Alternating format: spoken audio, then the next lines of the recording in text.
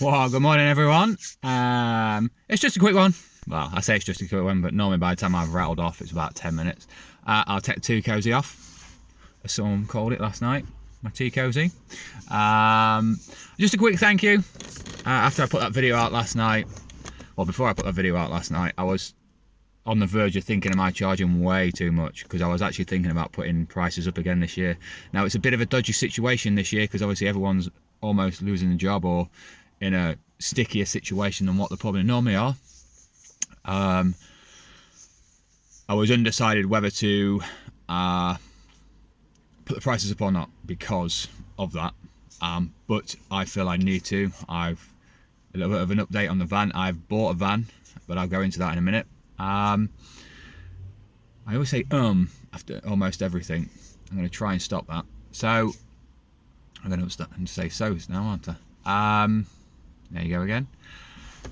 So it was a bit of a weird one. I spoke to the lady, or the daughter of the person that passed away in that house, and I just happened to ask her if if she could remember having a conversation with the new owner and stuff like that. And she can't remember saying it, and she would have she said she definitely would have said £20 because she's been looking at the invoices for the last 2 years. So she knows how much I charged her mum. So I think short and curlies are she was just trying it on. So I did say to her when I left, I said let's call it £100. So I was £20 short, so an hour short, and she kept me there for an extra half hour as well. And as I left, she's like, well, so we'll carry on with £15 an hour. I'm just like, I'll send you an updated price list and we'll go from there. I think the short and curlies are I'm not going back, basically.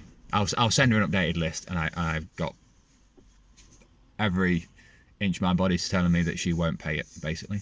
So, but this garden is massive. If you look back at my videos, you'll see some of the garden itself. It's a massive thing. I mean, I spent 3 hours in that small section of the bed. Normally, from that first set of borders you see all the way around and all the way around the front, it's about an hour, maybe an hour and a half's worth of weeding once it's on top of. So when I'm there every week and stuff like that, and I'm spending 2 hours on the beds and then an hour cutting the grass and stuff like that, it's not actually that long to do it. But just the fact that for the last year I've only been there for like an hour or so a fortnight to cut the grass and try and keep on top of like things when I've got time, it gets overrun, basically. And the woman was quite thinking. But anyway, enough said about that, because I'm not going back unless she accepts the price that I am paying. Because I actually mentioned about scarifying, and I said it's a good 2 days worth of work, because you don't just go over it once, and you need a lot of products in there. And one was talking about it yesterday, and I was saying it's about £300 or £400 to scarify her lawn. And she's like, I'm just like, yeah, but I ain't going to change the price on that, because for one, I've got to hire of a scarifier. That's at least 30 quid a day. And then from the last time I got rid of scarification in that lawn, there was 5 ton bags just off the front lawn. So, you can see where it goes and how much you can add up to.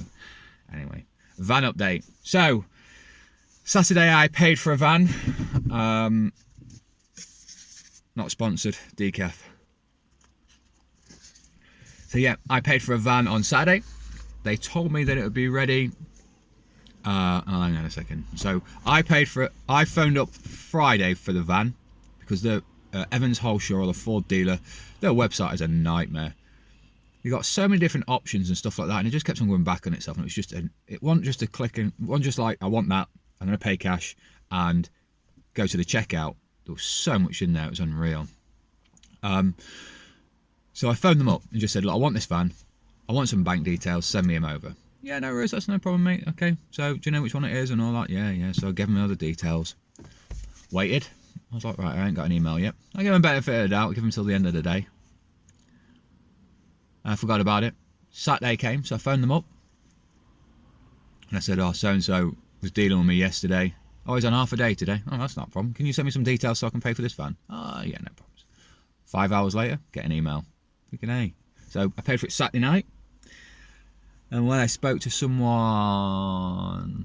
No, it was Saturday I spoke to someone. I was like, roughly what sort of time frame is it? It was like 2 or 3 days. Yeah, it depends what's wrong with it. Oh, fair play.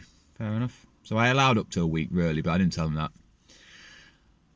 I got a phone call Tuesday from the original person that I spoke to. And it was like, how you doing? I'm like, fine, thanks. I'm just checking on what the progress is on the van. I'm like, what? It's like, hang on a second, mate. Aren't you meant to be telling me? He's like, well, what do you mean? He said, I'm not spoken to the other guy for yet.